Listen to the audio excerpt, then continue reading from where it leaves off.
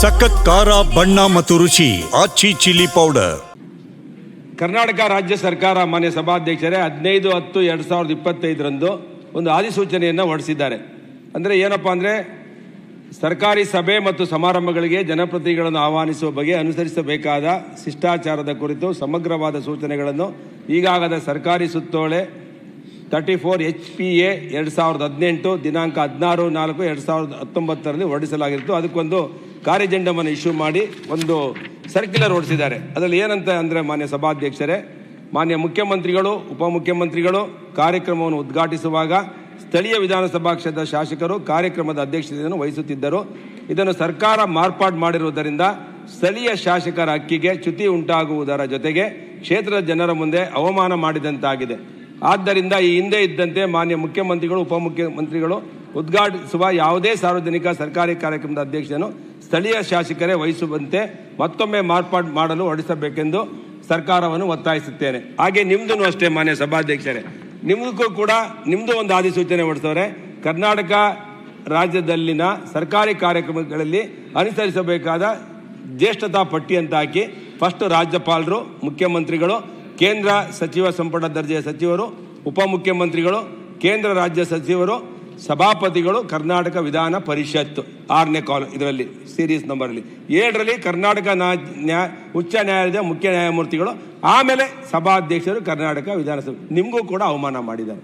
ಅಂದರೆ ನಿಮ್ಮದೂ ಕೂಡ ವಿಧಾನ ಪರಿಷತ್ತಿನ ಸಭಾಪತಿಗಳಾದಮೇಲೆ ನಿಮ್ಮನ್ನು ಉಚ್ಚ ನ್ಯಾಯಾಲಯದ ಮುಖ್ಯ ನ್ಯಾಯಾಧಿಪತಿಗಳಾದಮೇಲೆ ನಿಮ್ಮದು ತಂದಿದ್ದಾರೆ. ಜೊತೆಗೆ ನಮ್ಮದು ಇಲ್ಲಿ ಇರೋ ಎಲ್ಲ ಶಾಸಕರು ಮುಖ್ಯಮಂತ್ರಿಗಳನ್ನ ಆಯ್ಕೆ ಮಾಡ್ತಾರೆ.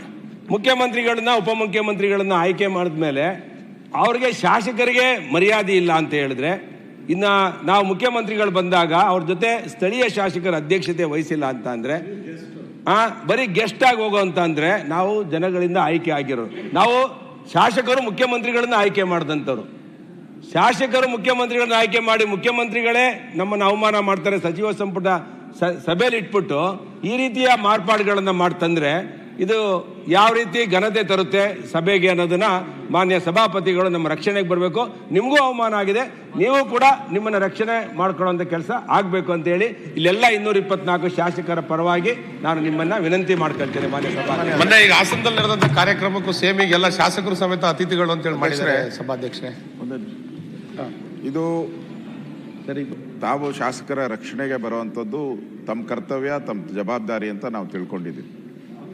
ಇಷ್ಟು ವರ್ಷಗಳು ಇಲ್ಲದೆ ಇದ್ದಿದ್ದು ಹೊಸ ಒಂದು ಪರಂಪರೆಯನ್ನು ಒಂದು ರೀತಿ ತೊಗಲಕ್ ಸರ್ಕಾರ ಅಂತ ಹೇಳ್ಬೋದು. ಇದು ತೊಗಲಕ್ಕಳೇ ಹಿಂಗೆ ಮಾಡೋದು. ಚುನಾಯಿತ ಆ ಭಾಗದ ಯಾರು ಶಾಸಕರಿದ್ದಾರೆ, ಯಾರೇ ಬರಲಿ ಆ ಶಾಸಕರಿಗೆ ಒಂದು ಗೌರವ ಸಿಗಬೇಕಾಯಿತು, ಆ ಗೌರವ ಇತ್ತು. ಇವತ್ತು ನೀವಿರ್ಬೋದು, ನಾಳೆ ಇನ್ನೊಬ್ಬರು ಚೇಂಜ್ ಆಗ್ಬೋದು. ಏನು ಪರ್ಮನೆಂಟ್ ಯಾರು ಇಲ್ಲ ಇಲ್ಲಿ. ಡೆಮಾಕ್ರಸಿಯಲ್ಲಿ ಇದೇನು ರಾಜರ ಆಡಳಿತ ಏನಿಲ್ಲ ಇಲ್ಲಿ. It is a democracy. ಒಬ್ಬ ನಮ್ದಂತಲ್ಲ, ಆಡಳಿತ ಪಕ್ಷದ ಶಾಸಕರು ಇದ್ದಾರೆ, ಅವರು ಗೆಸ್ಟ್ ಇನ್ಮೇಲೆ ಅತಿಥಿ ಉಪನ್ಯಾಸಕರು ಅಂತ ಇರ್ತಾರಲ್ಲ, ಹಂಗೆ ಎಲ್ಲರೂ ಇನ್ಮೇಲೆ ಇಲ್ಲಿರೋರೆಲ್ಲರೂ ಹಂಗೆ ಇರ್ಬೇಕು ನಾವು. ಅದರಿಂದ ಹೊಸದಾಗಿ ಇದು ಶುರು ಮಾಡಿರೋದು. ಇದು ಮಾಡೋದ್ರಿಂದ ಏನು ನಿಮ್ಗೇನು, ಇದರಿಂದ ಏನು ನಿಮ್ಮ ಘನತೆ ಗೌರವ ಏನು ಬಂದ್ಬಿಡುತ್ತೆ ನಿಮಗೆ? MLAನ ಅತಿಥಿ ಮಾಡಿಬಿಟ್ಟು ನೀವು ಹೋಗಿ ಅಲ್ಲಿ ಕೂತ್ಕೊಂಡ್ಬಿಟ್ರೆ ಅವ್ರ ಏರಿಯಾ, ಅವ್ರ ತಾಲೂಕಲ್ಲಿ ನಿಮಗೂ ಆ ತಾಲೂಕಲ್ಲಿ ಏನು ಇವತ್ತಿರ್ತೀರಾ ಜಿಲ್ಲಾ ಮಂತ್ರಿ, ನಾಳೆ ಹೋಗ್ತೀರಾ ನೀವು ಜಿಲ್ಲಾ ಮಂತ್ರಿ. ಏನು ಪರ್ಮನೆಂಟ್ ಅಲ್ಲಲ್ಲ ಜಿಲ್ಲಾ ಮಂತ್ರಿ, ಮುಖ್ಯಮಂತ್ರಿ ಮಾಡಿರ್ತಾರೆ, ನೀವು ಇರ್ಬೋದು 1 ವರ್ಷ 2 ವರ್ಷ ಇರ್ಬೋದು. ಪರ್ಮನೆಂಟ್ ಆಗಿರುವಂಥವ್ರು, ಪರ್ಮನೆಂಟ್ ಆಗಿ ಇರೋವಂಥವ್ರು ಆ ಭಾಗದ ಶಾಸಕರು. ಕೆಲವರು ಸತತವಾಗಿ ಗೆಲ್ತಾರೆ, ಕೆಲವರು ಒಂದ್ಸರಿ ಸೋಲ್ತಾರೆ, ಗೆಲ್ತಾರೆ. ಅದು ನಡೆಯುವಂಥದ್ದು. ಇವತ್ತು ನೀವು ಅಧಿಕಾರದಲ್ಲಿ 2 ವರ್ಷ ಇರ್ಬೋದು ಅಷ್ಟೇ, ಆಮೇಲೆ ಇದು ನಿಮಗೂ ಅಪ್ಲೈ ಆಗುತ್ತೆ, ನಾಳೆ ಅವಮಾನ ಆಗುತ್ತೆ. ಇದು ಸರಿ ಇಲ್ಲ. ಮೊದಲಿಂದ ಇದ್ದಂಥ ಪರಂಪರೆಯನ್ನು ನೀವು ಚೇಂಜ್ ಮಾಡಬೇಕಾದ್ರೆ ಏನಾದರೂ ಒಂದು ಸರ್ವೆ ಮಾಡಿದ್ದೀರಾ?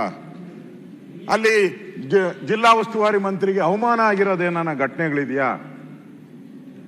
ಏನೂ ಇಲ್ಲ. ಯಾರೋ ಹೇಳಿದ್ರು ಅಂತ ಹೇಳ್ಬಿಟ್ಟು ಮಾಡಿಬಿಟ್ಟಿದ್ದೀರಾ ಹಂಗೆ. ಹಂಗಾರೆ ಶಾಸಕರು ನಾವೆಲ್ಲ ಪರಿಸ್ಥಿತಿ ಏನು, ಶಾಸಕರ ಪರಿಸ್ಥಿತಿ ಏನು? ಅದರಿಂದ ಈ ಥರದ್ದೆಲ್ಲ ತೊಗಲಕ್ ದರ್ಬಾರ್ಗಳೆಲ್ಲ ಬೇಡ, ಒಳ್ಳೇದಲ್ಲ ಇದೆಲ್ಲ. ಯಾರು ಪರ್ಮನೆಂಟ್ ಅಲ್ಲ. ಇದನ್ನು ಇಲ್ಲ ಏನೋ ರೀಸನ್ ಕೊಡಿ, ನಮ್ಗೆ ರೀಸನ್ ಕೊಡಿ. ನಾವು ಈ ಜಿಲ್ಲಾ ಉಸ್ತುವಾರಿ ಸಚಿವರ ಅಧ್ಯಕ್ಷತೆ ಮಾಡಿರೋದ್ರಿಂದ ಇದು ಇಷ್ಟಿಷ್ಟು ಒಳ್ಳೇದಾಗುತ್ತೆ, ಆ ತಾಲೂಕಲ್ಲಿ ಮೋಸ್ಟ್ಲಿ ಚಿನ್ನದ ಹೊಳೆ ಹರಿದು ಬಿಡುತ್ತೆ ಅಂತ ಏನಾನ ಇದ್ರೆ ಹೇಳಿ, ಹೊಳೆ ಹರಿಯಂಗಿದ್ರೆ ಏನಾನ ಹೇಳಿ. ಏನು ಹರಿಯಲ್ಲ, ಬರ್ತೀರಾ ಟಾಟಾ ಬಾಯ್ ಬಾಯ್ ಬಾಯ್ ಬಾಯ್ ಟಾಟಾ ಅಂತೀರಾ, ಹೋಗ್ತೀರಾ ನೀವು ಕಾರ್ಯಕ್ರಮ ಮುಗಿಸ್ಕೊಂಡು. MLA ಅಲ್ಲೇ ಇರಬೇಕು, ನಿಮ್ಮ ಕಾರ್ಯಕ್ರಮ ಆದ್ಮೇಲೆ ಇರಬೇಕು, ಜನ ನೋಡಿ ಹೋಗ್ಬೇಕು.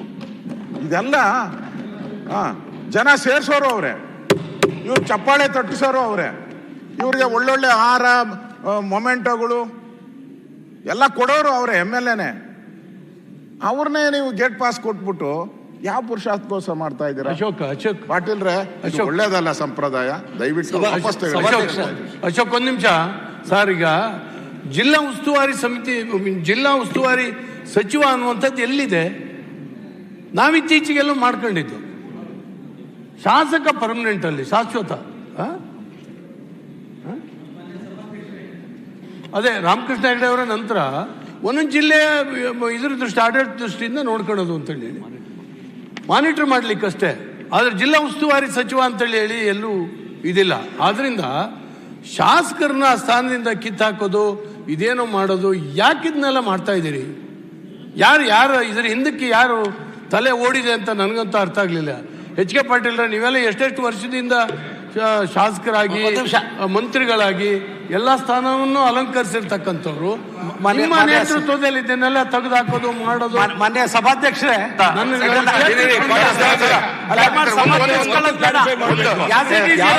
ಸರ್ಕಾರ ಅವಕಾಶ ಮಾಡಿಕೊಡಬೇಕು ಅಂತ ಒತ್ತಾಯ ಮಾಡ್ತೀವಿ. ಇದು ಶಾಸಕರಿಗೆ ಸಂಬಂಧಪಟ್ಟಂತ ವಿಷಯ. ಮಾನ್ಯ ಸಭಾಧ್ಯಕ್ಷರೇ, 224 ನಿಮ್ ಗಮನಕ್ಕೆ ತರಬೇಕಾಯ್ತು. ಯಾಕಂದ್ರೆ ಶಾಸಕರ ಹಕ್ಕುಗಳಿದು ನಿಮ್ ಗಮನಕ್ಕೆ ಏನಾದ್ರು ತಂದಿದ್ರೆ ಅವ್ರ ಕ್ಯಾಬಿನೆಟ್ ಗಿಡಕ್ಕಿಂತ ಮುಂಚೆ ಏನು ಇವ್ರ ಮನೆ ಆಸ್ತಿನ ಇದು? ಇದನ್ನು ಸಮರ್ಥಿಸಿಕೊಳ್ಳೋಣ ಮಾನ್ಯ ಸಭಾಧ್ಯಕ್ಷರೇ. ಮಾನ್ಯ ಕಾನೂನು ಸಚಿವರು ಮನವಿ ಮಾಡ್ತೀವಿ. ಉತ್ತರ ಕೊಡ್ಲಿ. 224 ಶಾಸಕರ ಒಂದು ಹಕ್ಕುಗಳ ತುದಿ ಆಗಿರುವಂತದ್ದು. ಸನ್ಮಾನ್ಯ ಶಾಸಕರುಗಳ ಹಕ್ಕಿನ ಪ್ರಶ್ನೆ ನಾನು ಸಂಪೂರ್ಣವಾಗಿ ಒಪ್ತೇನೆ. ಈ ವಿಷಯವನ್ನು ಶೂನ್ಯ ವೇಳೆಯಲ್ಲಿ ಸುರೇಶ್ ಗೌಡರು ತೆಗೆದುಕೊಂಡು ಬಂದಿದ್ದಾರೆ. ಹೆಚ್ಚು ಚರ್ಚೆಗೆ ಅವಕಾಶ ಇಲ್ಲ, ಯಾಕಂದರೆ ಅವರು ಈಗಾಗಲೇ ಸ್ಪಷ್ಟ ಮಾಡಿದ್ದಾರೆ, ವಿರೋಧ ಪಕ್ಷದ ನಾಯಕರು ಸ್ಪಷ್ಟ ಮಾಡಿದ್ದಾರೆ, ಜ್ಞಾನೇಂದ್ರ ಅವರು ಸಾಕಷ್ಟು ಮಾಹಿತಿಯನ್ನು ಕೊಟ್ಟಿದ್ದಾರೆ ಅದರಲ್ಲಿ. ನಾನು ಇವತ್ತು ಸನ್ಮಾನ್ಯ ಮುಖ್ಯ ಕಾರ್ಯದರ್ಶಿಗಳ ಜೊತೆಗೂ ಚರ್ಚೆ ಮಾಡ್ತೀನಿ. ಮಾನ್ಯ ಮುಖ್ಯಮಂತ್ರಿಗಳು ಸಾಯಂಕಾಲ ಬರ್ತಾರೆ, 5:05 ಬರಬೇಕು ಅಂತ ಇದ್ದಾರೆ. ಅವರು ಆರೋಗ್ಯ ಸ್ವಲ್ಪ ಸುಧಾರಣೆ ಆಗ್ತಂತ ಬರ್ತಾರೆ ಇವತ್ತು ನಾನೆಲ್ಲ ಮಾಹಿತಿ ತಗೊಂಡು ನಾಳೆ ಉತ್ತರವನ್ನು ಕೊಡ್ತೀನಿ. ಹಾಗೂ ಇದ್ರ ಬಗ್ಗೆ ನಿಮ್ಮ ಗಂಭೀರತೆಯನ್ನು ಒಂದು ಸೆಕೆಂಡ್ ಕಾರಣ ಇದೆ. ಆ ಗಂಭೀರತೆಯನ್ನು ಅರ್ಥ ಮಾಡ್ಕೊಂಡಿದ್ದೇನೆ. ಮಾನ್ಯ ಮುಖ್ಯಮಂತ್ರಿಗಳ ಜೊತೆಗೆ ಇವತ್ತು ಸಾಯಂಕಾಲ ಚರ್ಚೆ ಮಾಡಿ ನಾಳೆ ನಾನು ಉತ್ತರ ಕೊಡ್ತೇನೆ. ಈಗ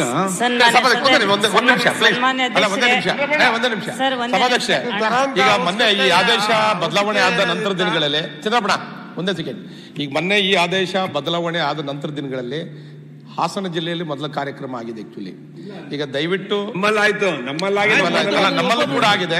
ಸೊ ಅದ ಏನು ಈಗ ಶಾಸಕರುಗಳನ್ನ ಮುಖ್ಯ ಅತಿಥಿಗಳು ಅಂತ ಹೇಳ್ಬಿಟ್ಟು ಎಲ್ಲ ಇದರಲ್ಲೂ ಕೂಡ ಮಾಡಿದ್ದಾರೆ. ನಾನು ಅಧಿಕಾರಿಗಳಿಗೆ ಆಕ್ಚುಲಿ ಏನಿದೆ ಪ್ರೋಟೋಕಾಲ್ ಯಾಕೆ ಈ ರೀತಿ ಮಾಡಿದ್ರೆ ಅಂತೇಳಿ ನಾನು ಅಧಿಕಾರಿಗಳ ಹತ್ರ ಮಾಹಿತಿ ತಗೊಂಡ ಸಂದರ್ಭದಲ್ಲಿ ಸರ್ಕಾರದ ಆದೇಶ ನನಗೆ ಕಳಿಸ್ಕೊಟ್ರು.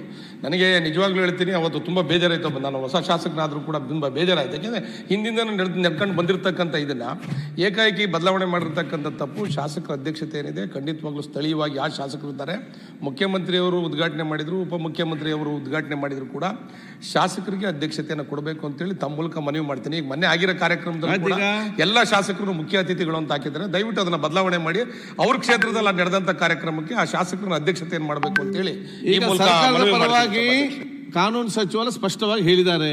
ನಿಮ್ಮ ಭಾವನೆಗಳನ್ನು ಮತ್ತು ವಿಚಾರ ಅರ್ಥ ಮಾಡಿಕೊಂಡು ಸಂಬಂಧ ಅಧಿಕಾರಿ ಮತ್ತು ಮುಖ್ಯಮಂತ್ರಿ ಚರ್ಚೆ ಮಾಡಿ ನಾಳೆ ಸೂಕ್ತ ಉತ್ತರ ಕೊಡ್ತಾರಂತೇಳಿ ನಾನು ಕೂಡ ಬಹುಶಃ ಅವ್ರ ಪರವಾಗಿ ಹೇಳಿದಿಷ್ಟೇ. ಪ್ರತಿಯೊಬ್ಬ ಶಾಸಕ ಜನಪ್ರತಿನಿಧಿಯಲ್ಲಿ ಕೂಡ ಸಂವಿಧಾನದಲ್ಲಿ ಅದರದ್ದು ಗೌರವ ಮತ್ತು ಪ್ರಿವಿಲೇಜ್ ಇದೆ.